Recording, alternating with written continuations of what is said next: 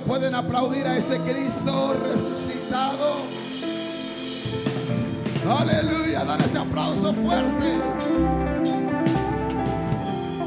Así de pies. Así de pie, quiero que te quedes de pie para compartir. Quiero que vaya a tu Biblia en el libro de Lucas capítulo 23. Lucas capítulo 23. Gloria al nombre de Jesús. Damos gracias a cada familia que está aquí. ¿Cuántos bendicen las familias que están aquí? Los vecinos, los amigos que están con nosotros. Gloria al nombre del Señor. Dios bendiga de una manera muy especial. Gloria al nombre de Jesús. Algunos no están, algunos están celebrando Semana Santa en otro lado. Hay un grupo que está allá a los Batelles, por ahí. Gloria al nombre del Señor. Que Dios lo tenga en gloria por ahí para allá en Isabela. Aleluya.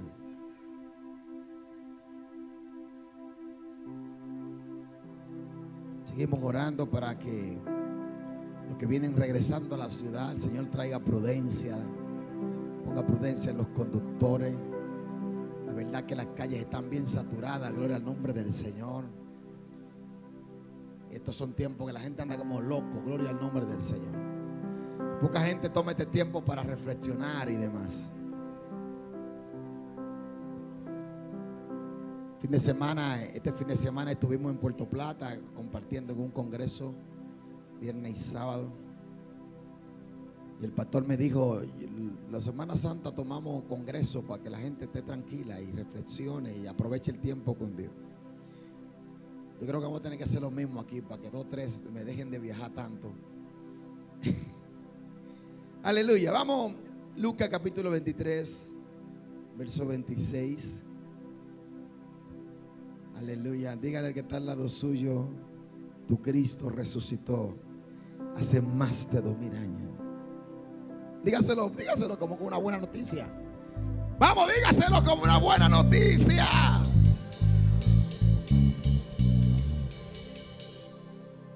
Alaba, David. Bien, verso 26. Déjenme buscar la traducción Reina Valera que la mayoría de ustedes tienen. Quiero leer en el 26. Y leemos en el nombre del Padre, del Hijo y del Espíritu Santo. Y llevándole tomaron a cierto Simón de Cirene, que venía del campo, y le pusieron encima la cruz para que la llevase tras Jesús. Y le seguía gran multitud del pueblo y de mujeres que lloraban y hacían lamentaciones por él. Pero Jesús, diga conmigo, pero Jesús, vuelto hacia esas mujeres que venían llorando,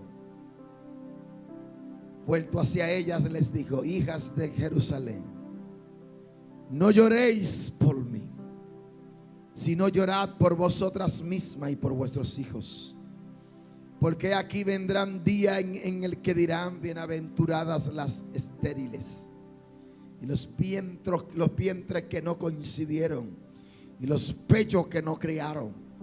Entonces comenzarán a decir a los montes: caed sobre nosotros, y a los collados: cubridnos. Porque si en el árbol verde hacen estas cosas, en el seco, ¿qué no se hará? Y llevaban también con él a otros 2. Eran malhechores para ser muertos. Y cuando llegaron al lugar llamado la Calavera, le crucificaron allí. Y a los malhechores, uno a la derecha y otro a la izquierda. Y Jesús decía: Padre, perdónalos, porque no saben lo que hacen. Y repartieron entre sí su vestido y echaron suerte. Y el pueblo estaba mirando, y aún los gobernadores se burlaban de él, diciendo: a otro salvó, sálvese a sí mismo, si este es el Cristo y el escogido de Dios. Los soldados también le encarnecían, acercándose y prestándole vinagre y diciendo: si tú eres el rey de los judíos, sálvate a ti mismo. Había también sobre él un título escrito con letras griegas, latinas y hebreas, que decía: este es el rey de los judíos. Y uno de los malhechores que estaba colgado le injuriaba diciendo: si tú eres el Cristo, sálvate a ti mismo y sálvanos a nosotros. Y respondiendo el otro le reprendió diciendo: ¿ni aún temes a Dios estando en la misma condenación? Nosotros a la verdad juntamente padecemos, porque recibimos lo que merecieron nuestros hechos, mas este ningún mal hizo. Y dijo a Jesús: acuérdate de mí cuando venga en tu reino. Entonces Jesús les dijo: de cierto te digo que hoy estará conmigo en el paraíso. Y cuando era la sexta hora, hubo tinieblas.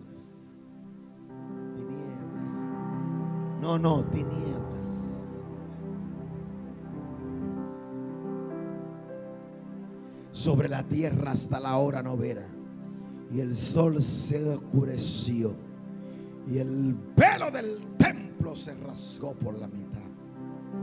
Entonces Jesús, clamando a gran voz, dijo: Padre, en tus manos encomiendo mi espíritu. Y habiendo dicho esto, expiró. Cuando el centurión vio lo que había acontecido, dio gloria a Dios diciendo: verdaderamente este hombre era justo. Y toda la multitud de los que estaban presentes en este espectáculo, viendo lo que había acontecido, se volvían golpeándose el pecho. Pero todos sus conocidos, las mujeres que le habían seguido desde Galilea, estaban lejos mirando estas cosas. Gracias, Señor. Puede tomar asiento.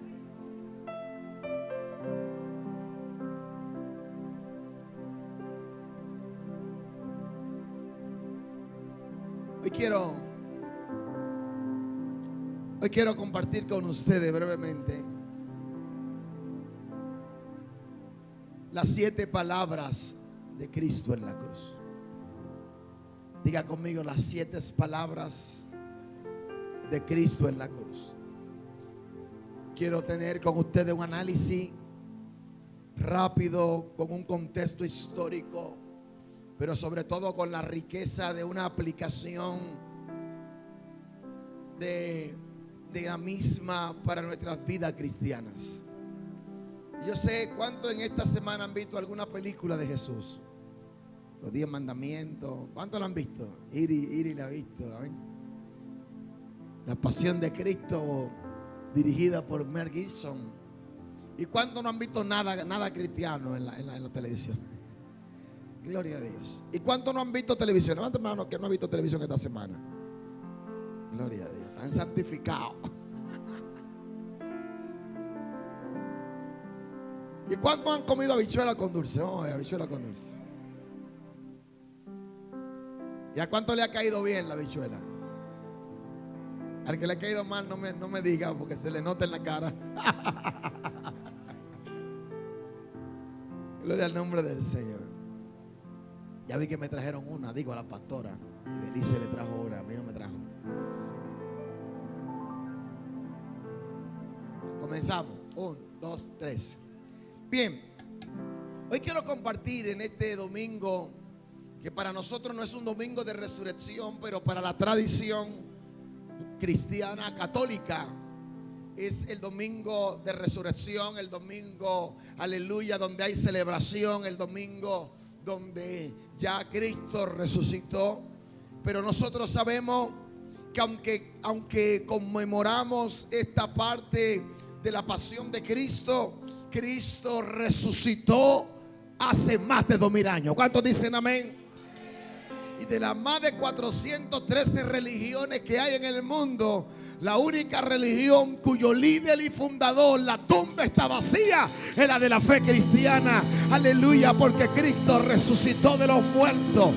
Aleluya, gloria a Dios. Así que no tenemos, lamentablemente, una tumba para llevarle flores, una tumba para limpiarle de la tierra y de los escombros, pero sí tenemos una gloria para glorificar y declarar que la tumba está vacía.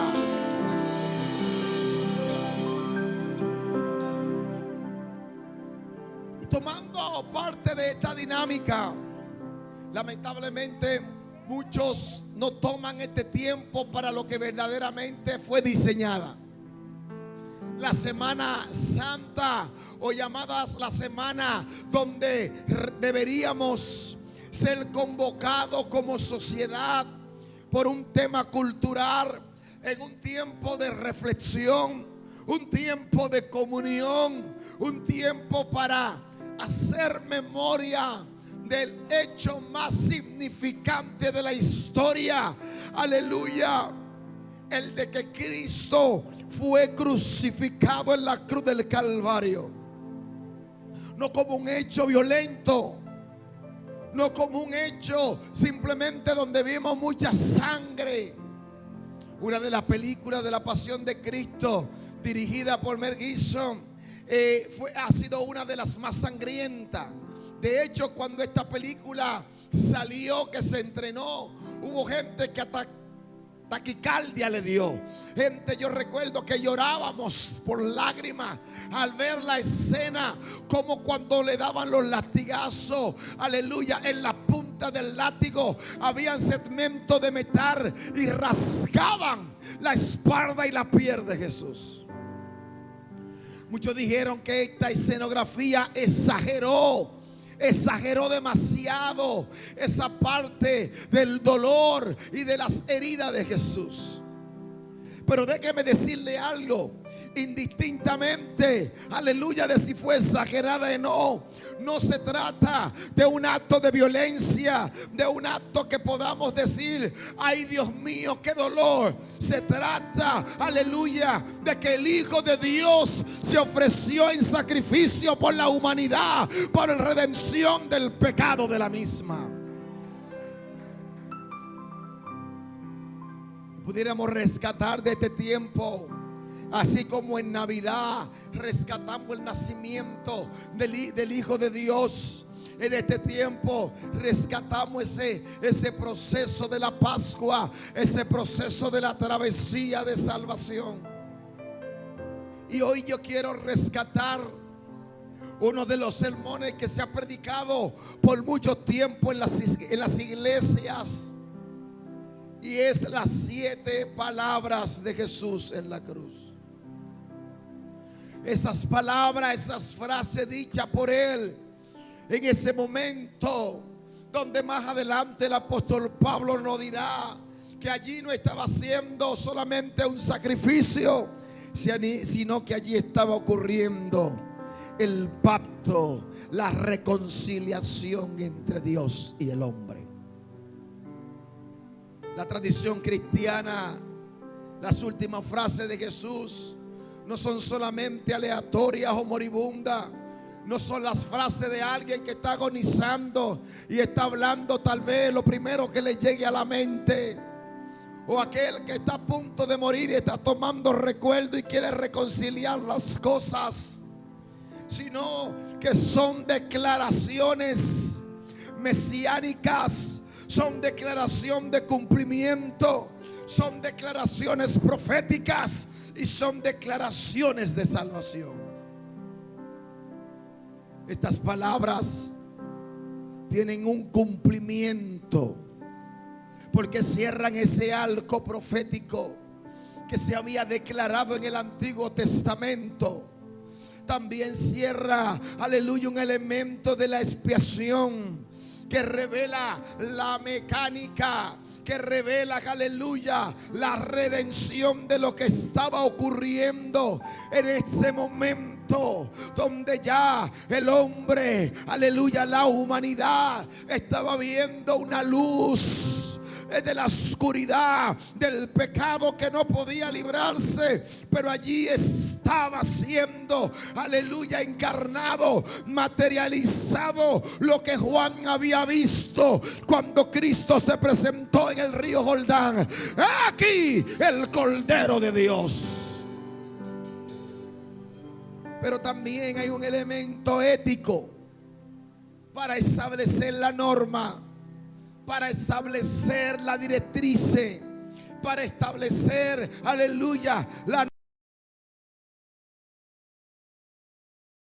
vida cristiana.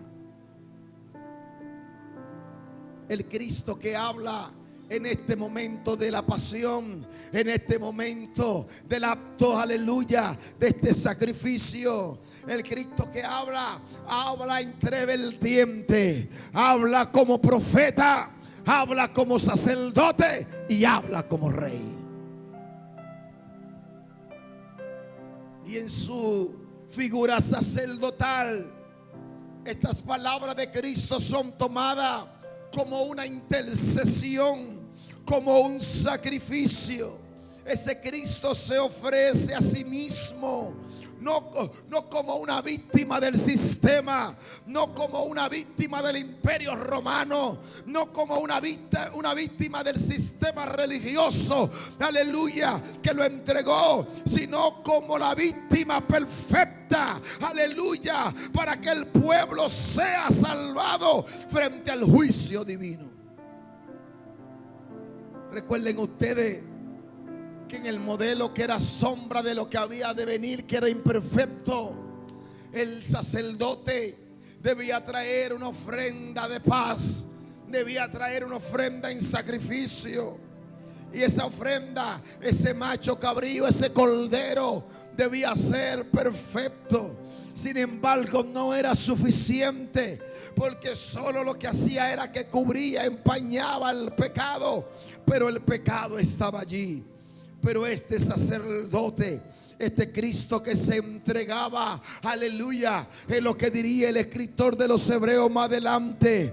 Antes se necesitaba sacrificar un cordero, antes se necesitaba sacrificar un macho cabrío, se necesitaba sacrificar una tórtola, una paloma, aleluya. Pero hoy el escritor de los Hebreos dice que ahora tenemos un sacrificio único y para siempre, que es el Hijo de Dios. Pero en su rol de profeta, Cristo también al hablar, habla con la revelación y la relación, con la enseñanza de la verdad última que cumple las escrituras, aleluya, en el que se establece un nuevo pacto. Pero no solo como sacerdote, no solo como profeta, este Jesús habla como rey. Y más adelante Apocalipsis dirá: Rey de reyes y Señor de señores. Hablando como el soberano, como el victorioso, que dispensa la gracia inmerecida, que conquista la muerte, que declara el triunfo definitivo sobre el pecado. Donde el apóstol Pablo dirá más adelante: ¿dónde está, oh muerte, tu aguijón? ¿Y dónde, oh sepulcro, tu victoria?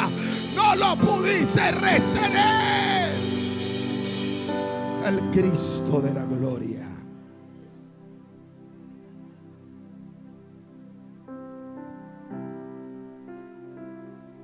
Y en el libro de Lucas, el escritor de Lucas registra las palabras que Jesús dice en ese momento. Y la primera palabra está en el contexto, mientras probablemente Cristo era clavado, cuando lo tomaron después de hacer una travesía en medio del pueblo, la cultura, la norma romana era que aquellos que eran sentenciados deberían caminar cargando el mismo madero donde sería muerto, para mandar una señal de aquellos que se levantan, se subliman, aquellos que se subestiman, aquellos que se rebelan contra el sistema, vieran lo que le iba a pasar. Lo que los romanos no sabían era que no era un recorrido de muerte, sino, aleluya, la caminata de salvación de la humanidad. Y en ese contexto, la ignorancia se refiere a la ceguera espiritual.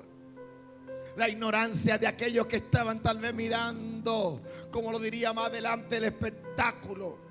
De aquellos, aleluya, que entre lloros, alegría, entre ruidos, aleluya, los romanos, líderes religiosos y los que estaban allí tal vez pendenciando y mirando lo que sucedía. Las primeras palabras que tomamos es que Jesús, probablemente mientras están allí clavando, aleluya, su cuerpo con los clavos en manos de los romanos, el Jesús dice: Padre, perdónalos porque no saben lo que hacen.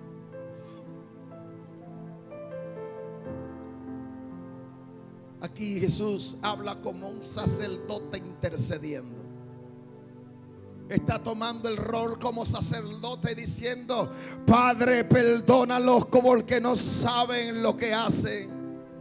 Y él hace una referencia al profeta Isaías en su capítulo 53, verso 12, de que habiendo él llevado el pecado de muchos y orado por los transgresores, allí donde el profeta inspirado dice: herido por nuestras rebeliones, molido por nuestros pecados, y el castigo de nuestra paz fue sobre él, y por sus llagas fuimos nosotros curados. En el rol sacerdotal intercede, pidiendo perdón y declarando que el perdón es obediencia. Al Jesús pronunciar esta palabra, está intercediendo por la restauración, por el perdón de aquellos que por ignorancia, aquellos, aleluya, que probablemente guiados por la ignorancia, por el desconocimiento, por la asistencia, tal vez por el ruido, estaban allí celebrando esa muerte. Pero Cristo está intercediendo, pidiendo el perdón por ellos. Wow, qué sacerdote nos gastamos nosotros. ¿Qué sacerdote nos gastamos nosotros? Que probablemente teniendo la capacidad para pedir que juicio venga sobre aquellos que se burlan de él, está diciendo: misericordia, perdón sobre ellos.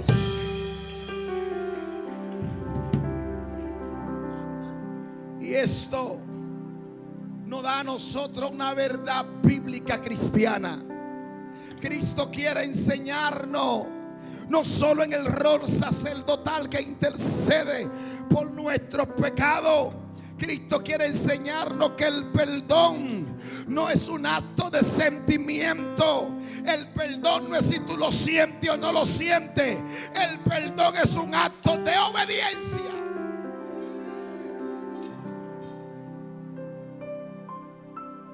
Diga conmigo: guay.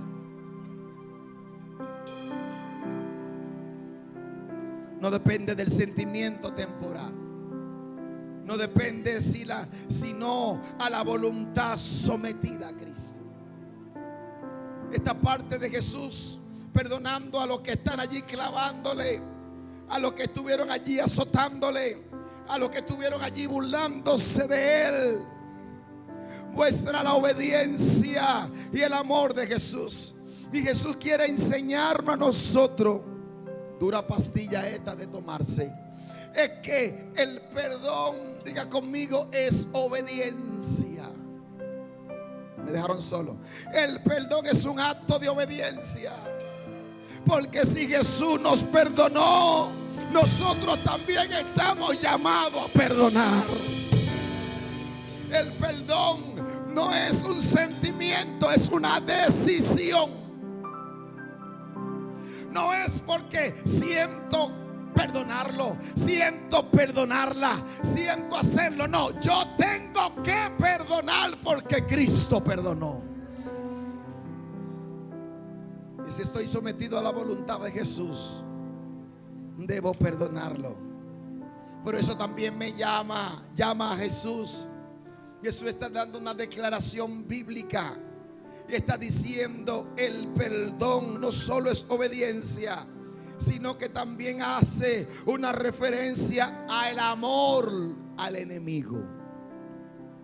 La prueba suprema del discipulado cristiano, de la vida cristiana, frente a las obras injustas, frente a las cosas que te hacen que no te agradan, frente a las cosas que hacen que te dañan, frente a las cosas que te hacen que no te gustan, frente a las cosas que te provoca dolor, es amar a tu enemigo. Jesús le habría dicho a sus discípulos: amad a vuestros enemigos, amad a vuestro adversario. Y diga conmigo: es difícil hacerlo.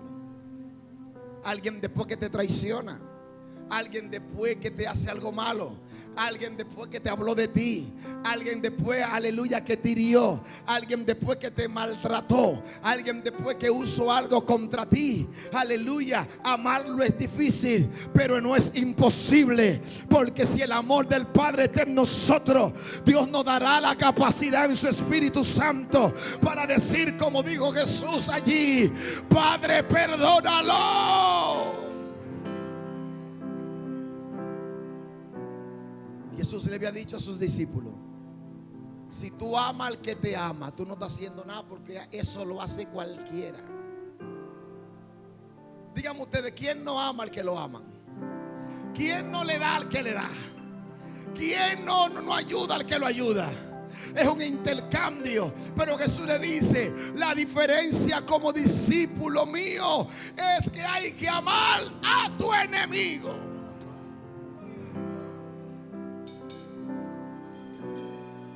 Pero no solo es amar al enemigo, sino que Cristo en su rol sacerdotal, al decir: Padre, perdónalo porque no saben lo que hacen, también nos lleva a nosotros a una intercesión activa. Es el llamado a orar por la salvación de quienes nos persiguen. Una de las cosas que a mí me impactó cuando yo conocí, aleluya, el ministerio y la iglesia perseguida en diferentes partes del mundo, es que no solo los cristianos, aleluya, en el contexto musulmán, en el contexto comunista, aleluya, como Corea del Norte, en el contexto musulmán, aleluya, como en Irán, aleluya, como al norte de Nigeria, es que no solamente el que ellos estaban dispuestos a morir por Cristo, no solo el que ellos dejaban su pertenencia, dejaban sus casas, dejaban el colegio, dejaban sus negocios, aleluya, por no negar su fe en Cristo, por no doblarse al Islam. Ellos decían: Cristo es la salvación y a Cristo es que yo pertenezco. Aunque eso le costara que le quitaran el pasaporte y la ciudadanía. Pero algo que me impresionaba es que ellos, ante la masacre, ante el odio, aleluya, de sus perseguidores, ¿sabe cuál era la oración de ellos? Oren por nosotros, pero también oren por los que nos persiguen, para que la luz de Cristo le brille. La respuesta humana es decir: oremos para que Dios lo mate. La respuesta humana es como la de los discípulos, que cuando estaban allí en un alboroto, dijo uno de los discípulos: Señor, vamos a pedir fuego que consuma a toda esta gente y se quemen todos y salimos de ellos. Pero Jesús nos enseña a un llamado a orar por la salvación de quienes nos persiguen. Y esa es la actitud que Cristo quiere que haya en nosotros. La respuesta natural es devolver mal por mal. Él me lo hizo a mí, ojalá le pase lo mismo. La respuesta de la ley era ojo por ojo y diente por diente. La respuesta natural era que al que hierro mata, a hierro muera. Pero la respuesta de Jesús es: Padre, perdónalo, porque no saben lo que hacen.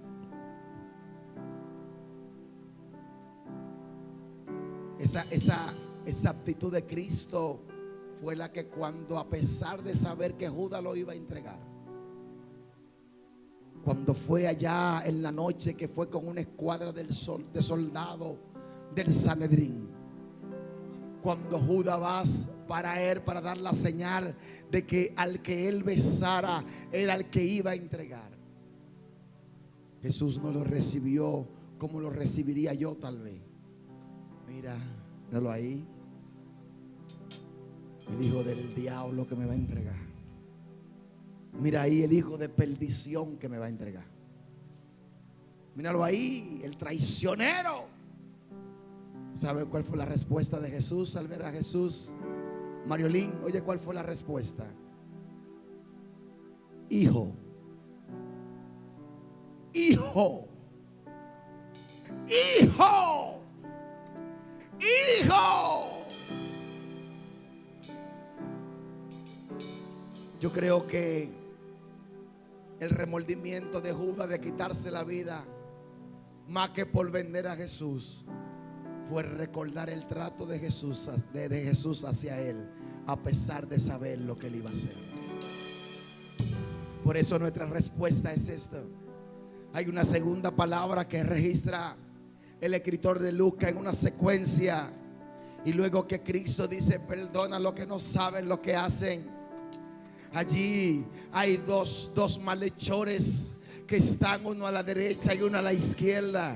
Y mientras todos vocean, mientras todos gritan, aleluya, mientras todos se burlan de Cristo, aleluya, en la burla generalizada, gloria al nombre del Señor, en medio de esa burla, en medio de todo eso, gloria al nombre del Señor, aleluya, hay un momento donde se transforma en un arrepentimiento de unos de los malhechores. Mire cómo es el plan de salvación con Dios. Que aún en medio de todo el mundo diciendo: mira, de que va a salvarlo a todos, sálvate a ti mismo. Tú no dices que eres el rey. Tú no dices que eres el hijo de Dios. Tú no dices que fuiste el enviado de Dios. Sálvate y sálvanos a todos. Y en medio de esa burla, aleluya, estaba ocurriendo, aleluya, que el Espíritu Santo estaba trayendo arrepentimiento en uno de los que estaba cerca de... Oh my God.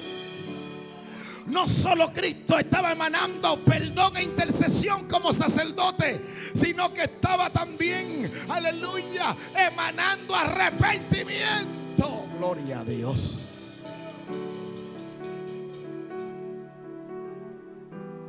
En medio de dolor, ¿cómo se puede emanar alegría? Es imposible, no se cuadra. Eso es como nuestra hermana Iri. Dios te bendiga, Iri. Como nuestra hermana Iri, cuando estuvo en su proceso por la pérdida de su hijo, me dice: pastor, a pesar del dolor me siento fortalecida. Siento que Dios me preparó y siento que estoy entendiendo para qué Dios me quiere. ¿Hay posibilidad de eso? No, pero solamente el amor de Cristo puede hacer que en medio del dolor haya alegría, haya esperanza y haya salvación.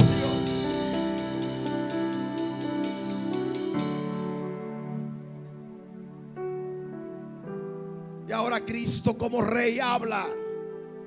Y la segunda palabra de Cristo es: de cierto te digo, hoy que estará conmigo en el paraíso.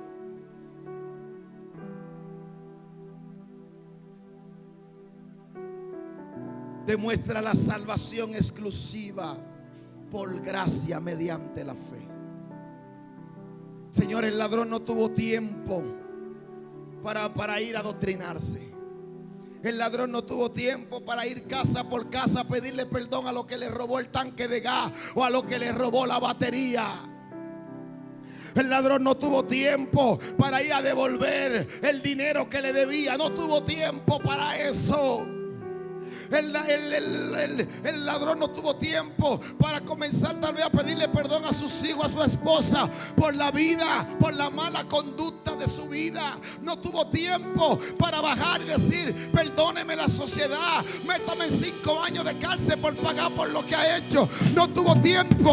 Pero déjeme decirle algo: es que la salvación no es por obra, la salvación es por gracia.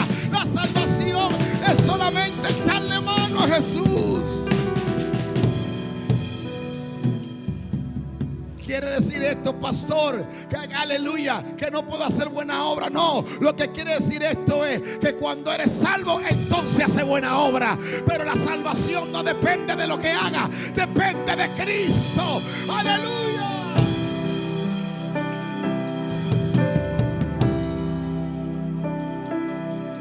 Y el que lo dice, no solo lo dijo el que intercedió pidiendo perdón, lo dice el rey declarando una sentencia y un decreto. Te digo hoy, estarás conmigo en el paraíso.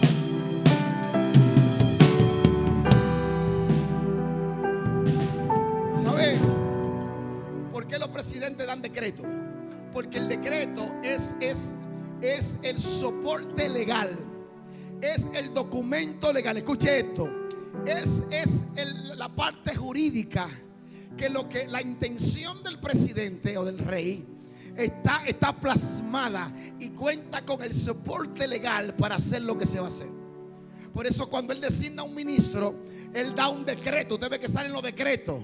Por medio del decreto tal, se nombra, aleluya, a Henry Méndez, aleluya, como ministro de la juventud. Eso es lo que dice. Hay una intención del que manda. El que manda ya dijo que era él. Entonces Jesús está diciendo: yo en mi rol de sacerdote te digo que estarás conmigo en el paraíso. Eres salvo porque, aleluya.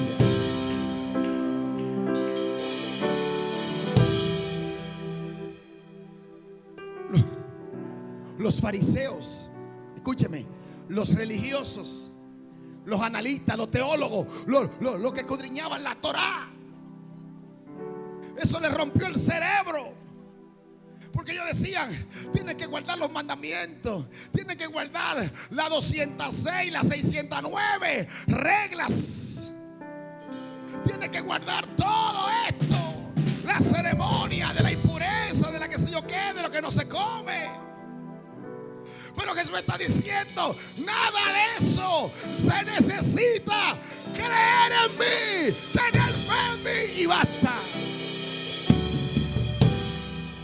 A veces uno de los argumentos que usa mucha gente para cuestionar la salvación es decir: pero que yo no entiendo a ustedes. Una gente después que mató tanto, después que se pasó la vida robando, se convierte y es salvo. Pero peor eres tú que te pones guapo. Porque si el Rey de Reyes, si el que salva y condena lo quiere salvar, ¿cuál es tu problema? Si Él dijo: si crees en mí, eres salvo.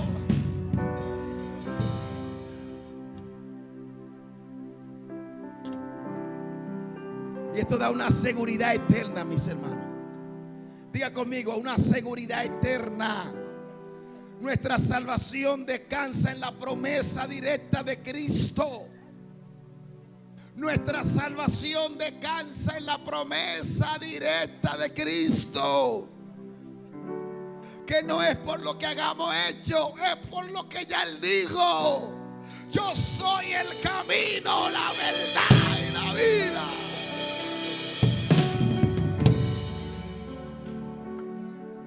Si en algún momento, cuando sientas que te está como muriendo y te está dando como una cosa: ay, Señor, ¿dónde voy? Si me muero, si estoy bien. Dice,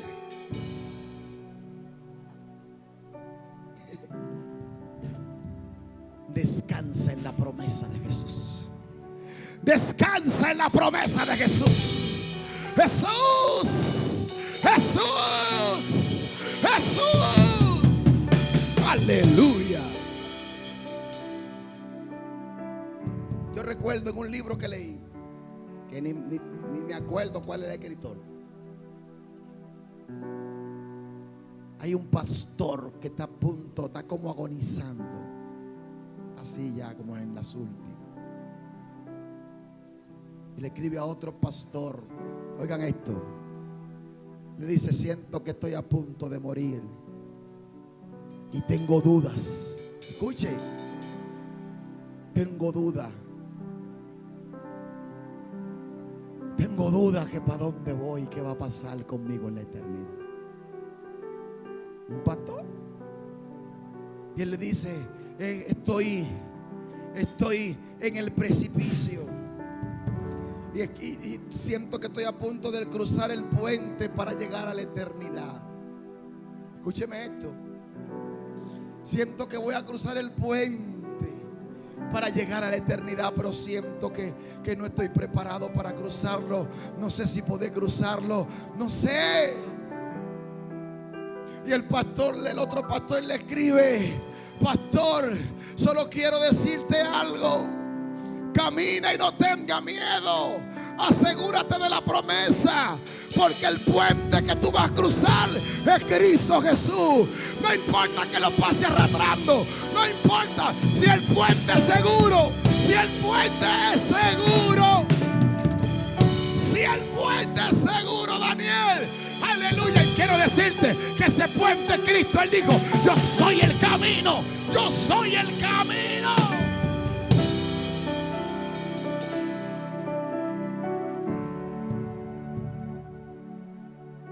Y hay una seguridad eterna, hay una esperanza inagotable.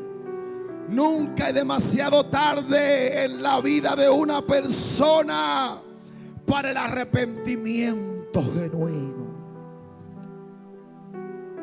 ¿Usted puede asimilar eso? Nunca es tarde para una persona que aún esté viva para tener un encuentro con el arrepentimiento.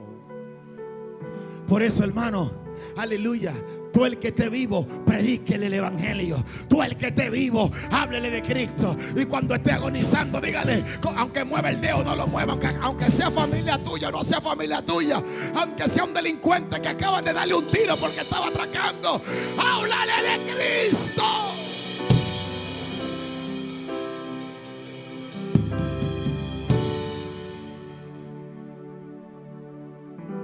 Esto quiere decir, mis hermanos, que el evangelismo es urgente. Diga conmigo: es urgente. Dije que diga conmigo: es urgente. Compartir la gracia, sabiendo que solo la fe justifica al pecador. Mire,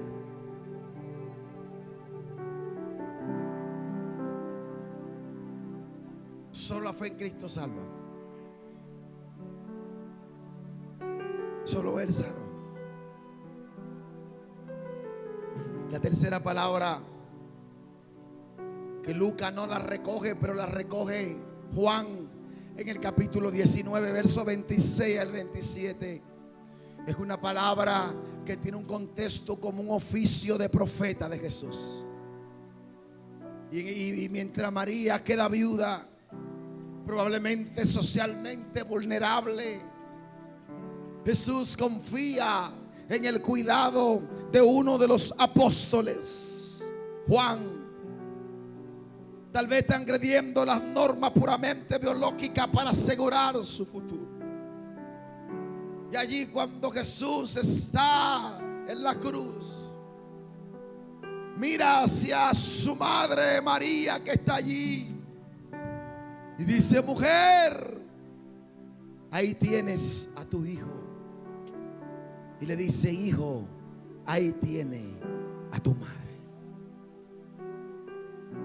El cumplimiento de la ley, la obediencia perfecta está el mandamiento: honra a tu padre y a tu madre. Es ejecutada aún incluso bajo las torturas más extremas. Aún en medio del dolor, Jesús tomó un tiempo para decir: honra a tu padre y a tu madre. Queriendo decir, hay deberes éticos, hay deberes que debemos hacer en nuestra sociedad. La espiritualidad muchas veces anula nuestras responsabilidades terrenales y familiares, pero no debe ser así. A veces creemos que porque voy a hacer algo espiritual, ya no tengo que hacer lo que me toca como hombre, como esposo, como padre, como hijo, como hermano, como ciudadano. No, la espiritualidad no te quita el derecho a tus responsabilidades en la tierra. Es más, te manda a hacerla de manera correcta.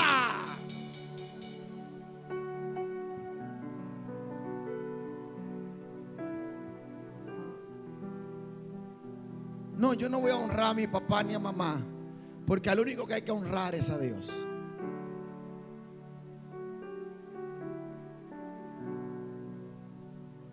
La nueva familia en Cristo, la iglesia está unida por la sangre de Cristo de manera profunda. Más allá de un lazo biológico, somos el cuerpo de Cristo. Debemos tener el cuidado, la protección, cuidar a las viudas, cuidar al desamparado, amar al prójimo, ayudar al necesitado. Por eso cada día, aleluya, no tenga temor, no tenga miedo, aleluya, gloria al nombre del Señor. Cada día, cada primer domingo de traer su dolca, no tenga miedo de dar los recursos de su diezmo y ofrenda al Señor. Fluya, aleluya, cumpla con su papá y su mamá, su abuelo, no importa si lo crió o no lo crió, no importa si lo maltrató y no lo maltrató. Tú tienes que declararlo, como dijo Jesús: perdónalo porque no supo lo que hace. Me dio pena con cable, me dio pena con piel, me dio pena con palo, pero perdónalo porque no sabía lo que hacía.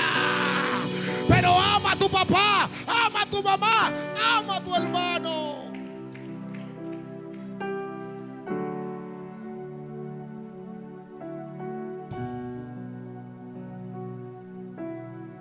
La invitación de Jesús es: hay una responsabilidad. No hay forma. No hay forma. Necesitamos tener el amor de Jesús. A veces nos encontramos con algunos que dicen: yo no visito a mi abuela, a mi papá ni a mi mamá, porque no me crió, o porque me hizo algo malo, lo que sea. Anyway, y lidiamos con una amargura, con un rencor. No te estoy diciendo que eso es anormal, es normal, porque de seres humanos tener heridas. Pero también es de aquel que ha tenido un encuentro con Jesús, no tirar pu por la herida, sino brotar sanidad divina. Es el llamado de nosotros de estar en ese contexto de amor. Así que ve a tu madre. Señores, Cristo está muriendo en la cruz y está pendiente a María. María, y ahí tu hijo, y ahí tu madre. Que no quede desamparada, que no quede al olvido. Aleluya, que estén pendiente a ella, pendiente a tu familia, pendiente a tu casa, pendiente a los tuyos.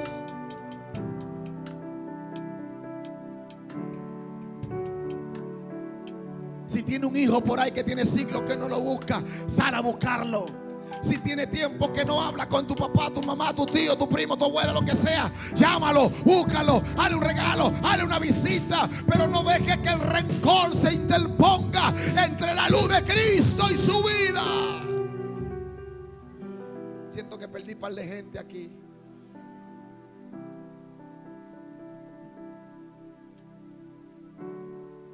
Hay quienes esperan el momento de la muerte para desahogarse. Ay, mami. Ay, papi. Ay, si me la devuelven. Ay, que le hable mal. Ay, que no la buscaba. Ay, que la maltrataba o lo maltrataba. Diga conmigo, es en vida. Dígale, es en vida. Y más como cristianos, aún más tenemos que dar amor. La cuarta palabra de Jesús, en su rol sacerdotal y como Cordero de Dios, cuando estaba en el punto medio de la crucifixión, en medio de la oscuridad sobrenatural que cubrió la tierra, en medio de cuando aún el propio cielo estaba en luto, consternado, porque la esencia de la creación estaba allí. Es la única vez en el evangelio que Jesús llama a Dios como Dios y no como Padre. Y él dice: Eli, Eli, lama sabachthani. Dios mío, ¿por qué me ha desamparado?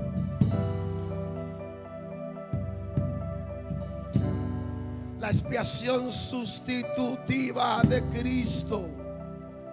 Cita el Salmo 22 en su verso 1. Jesús experimenta la mayor tragedia en su contexto humano, y en la separación de Dios y el peso del pecado.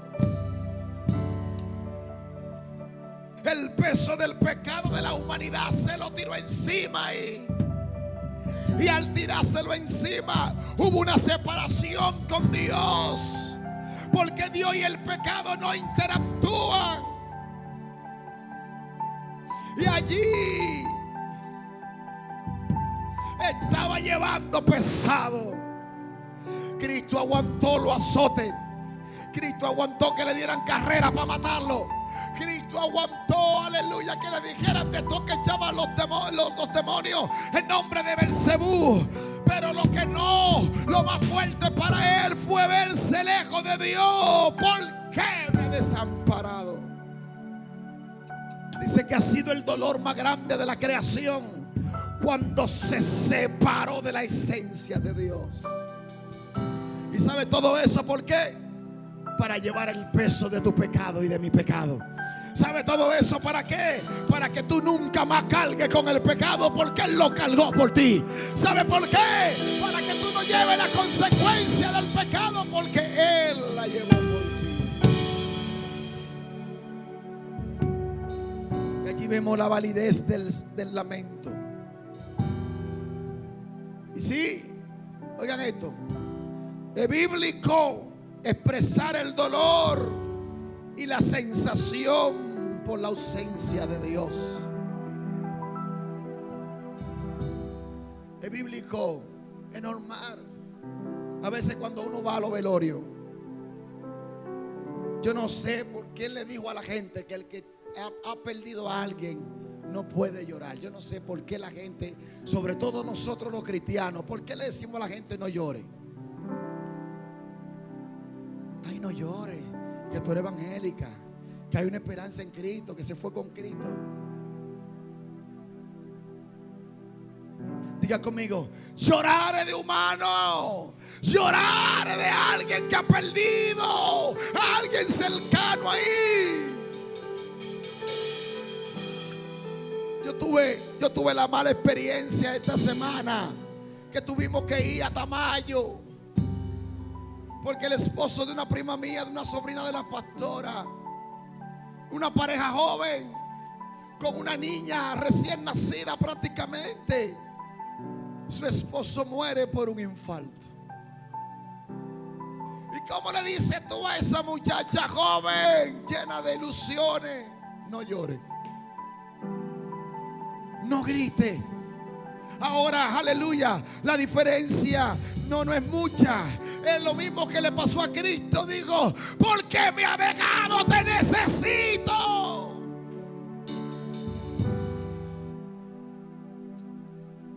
Primera vez que Jesús llama a Dios por Dios y no por Padre. En todas sus oraciones: Padre, Padre, Padre, comiendo de mí esta copa. Padre, presento estos panes y estos peces. En el grito del dolor. aclamó a la esencia del mundo. Y esa empatía divina. Tenemos un Salvador que comprende al máximo la oscuridad. Tenemos un Salvador que no es ajeno al dolor humano. Tenemos un Salvador, aleluya, que no es ajeno a la soledad, a las situaciones. El apóstol Pablo nos dirá más adelante que no tenemos un sumo sacerdote, y que sí tenemos un sumo sacerdote, el cual es empático con nosotros, que conoce nuestras debilidades, y como Él la conoce, está a la diestra del Padre intercediendo por ti. El Cristo que predicamos conoce tu dolor, conoce tus sensaciones, conoce tus debilidades, conoce mis debilidades, y por eso está ahí diciéndote: yo estoy aquí, yo te ayudo, yo estoy aquí, yo te ayudo. Venid a mí todos los que estáis trabajados y cargados, que yo lo haré descansar.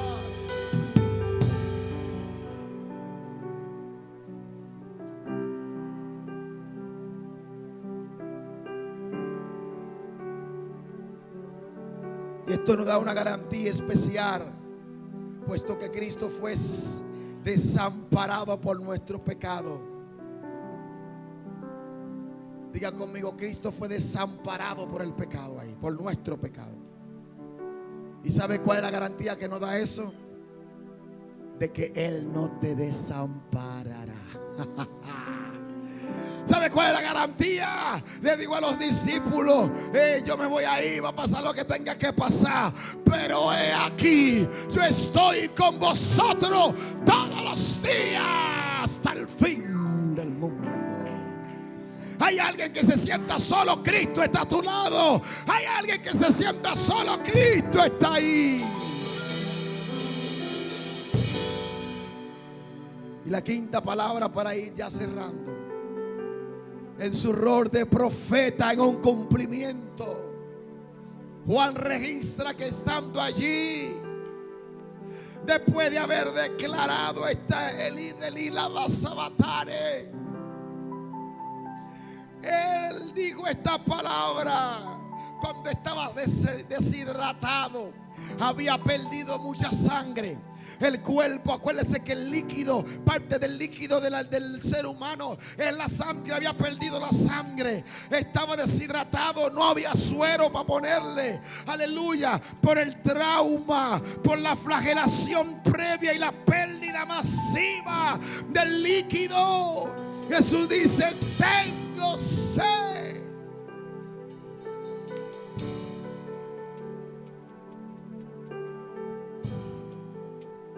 Demuestra la verdadera humanidad y vulnerabilidad física, anclada en el cumplimiento del Salmo 69, donde dice: y en mi sed me dieron a beber vinagre. Cristo redime almas, pero también valida la experiencia física y el sufrimiento corporal. Ahí vemos un Jesús humano. Ahí vemos un Jesús que estaba padeciendo en carne viva por el pecado. Hay quienes dicen que como era Dios, eso fue una figura, porque Él no sentía nada. Tengo sed.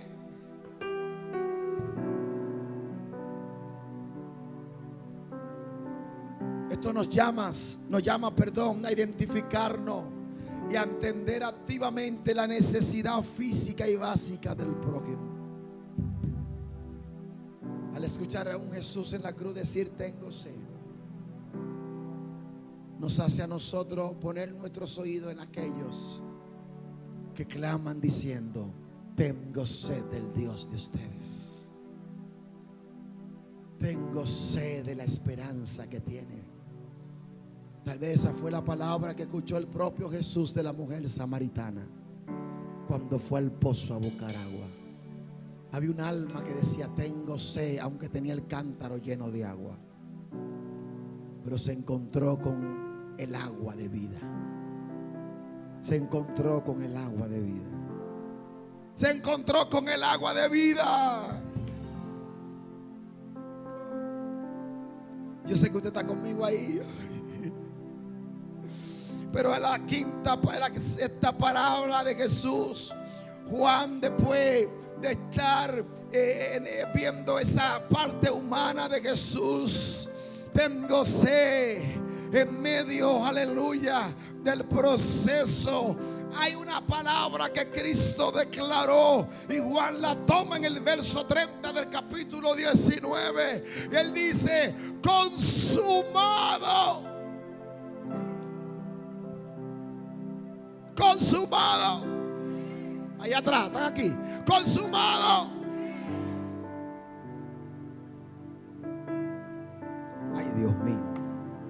La palabra que se usa ahí en el griego es telestai, diciendo, eso era un concepto como de alguien, como un sello comercial. Cuando se había un término comercial contable en la antigüedad, aleluya, era como una factura.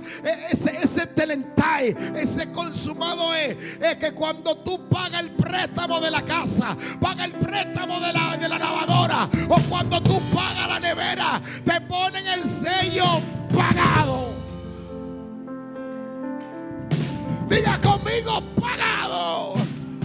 No debo un cheli a nadie. Cristo estaba diciendo: la humanidad no le debe. Ha sido consumado el sacrificio por el pecado de la humanidad. Diga conmigo: suficiencia absoluta.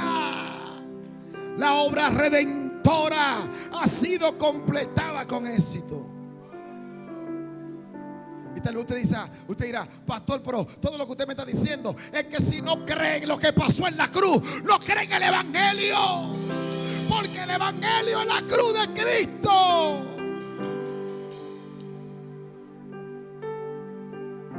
Jesús está diciendo: hecho con éxito.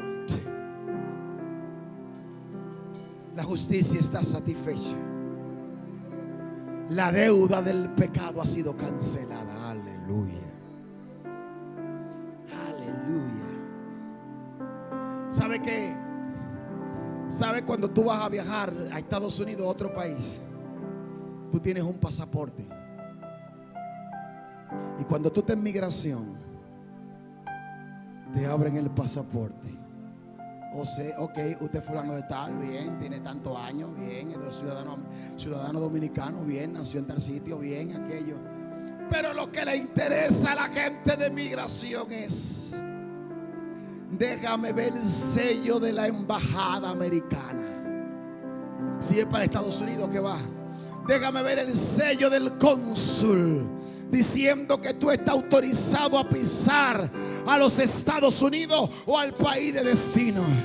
Cuando estemos de cara a la muerte, aleluya, cuando estemos de cara a la muerte, el pasaporte no solo es dominicano, sino que tendrá el sello de Cristo consumado. Apláudale al Señor, hombre. Mis pecados han sido cancelados. Mi maldad ha sido cancelada. Dígale al que está a tu lado: no tenga vergüenza de lo que hiciste. No tenga vergüenza de lo que va a hacer. Ten confianza que Cristo perdonó los pecados. Mire, aunque otros te lo recuerden, escuche, aunque otros te lo recuerden, aunque otros te saquen el video, aunque otros te saquen la publicación, recuérdale: hay un sello consumado.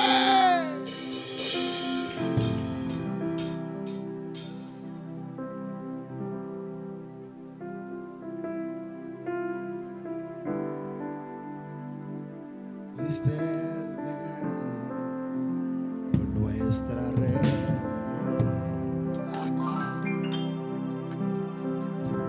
hermano, si no pones atención a esto, está caminando en el aire.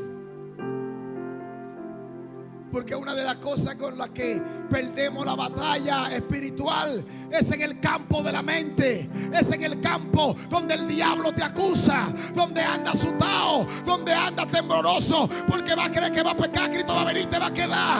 El que está victorioso, consumado es. Camina derecho, camina tranquilo porque está seguro en Jesús.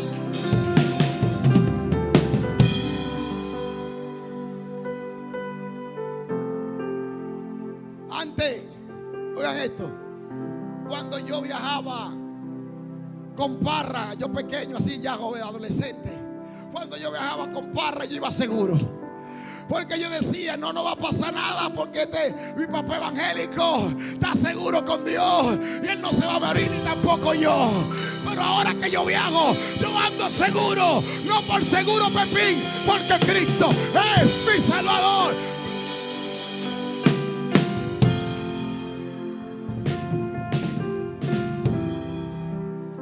Ese consumado es, rechaza el legalismo. El legalismo quiere añadir obra, quiere añadir cosas.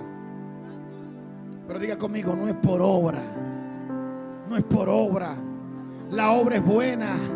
La obra es buena, pero la obra perfecta la hizo Cristo en la cruz del Calvario. Telestai, consumado es. Cuando venga el tipo a cobrarte, cuando venga el tipo a cobrarte, a decirle usted debe tanto, dile, mira la factura, yo estoy pago, yo estoy pago, yo estoy pago. Ay, yo quisiera meterme dentro de ustedes y que entiendan este principio. Y esto va a dar un descanso espiritual. Y termino aquí. Vivir desde la postura de la victoria asegurada. Miren, es cierto que tenemos que tener una ética. Oye esto. Y tenemos que vivir la vida de Cristo, la vida de santidad y guardarnos sin pecar. Eso es verdad. Pero ¿sabe una verdad más grande? Que nosotros tenemos que vivir desde la postura de una victoria asegurada. Y no luchando por la victoria, sino luchando desde la victoria ya hecha en la cruz del Calvario. ¿Y cómo se traduce eso? Yo no puedo vivir la vida de que, ay, déjame ver cómo lo hago. Y cuidado si fallé, y cuidado si pequé, y cuidado si me he asustado. No. Vive la vida sabiendo que está en victoria. Y estando en victoria sabrá dónde caminar, sabrá dónde meterte, sabrá qué hacer, sabrá qué hablar. Y cuando alguien te pregunte si Cristo viene, te va a brincar para arriba y dice, hace rato que tengo la factura paga.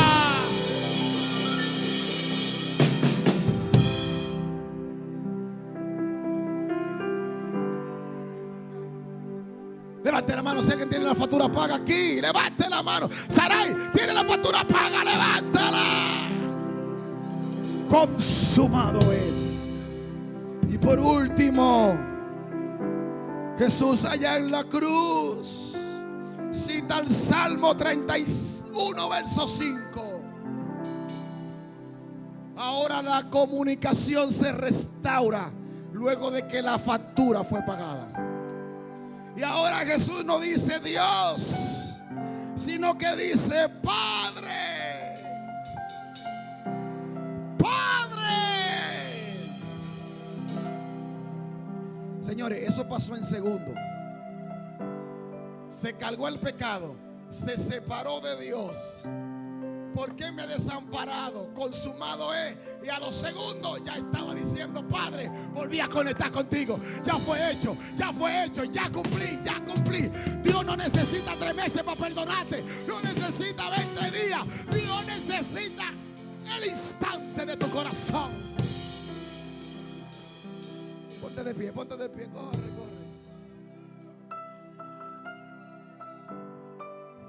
Padre, ese pecado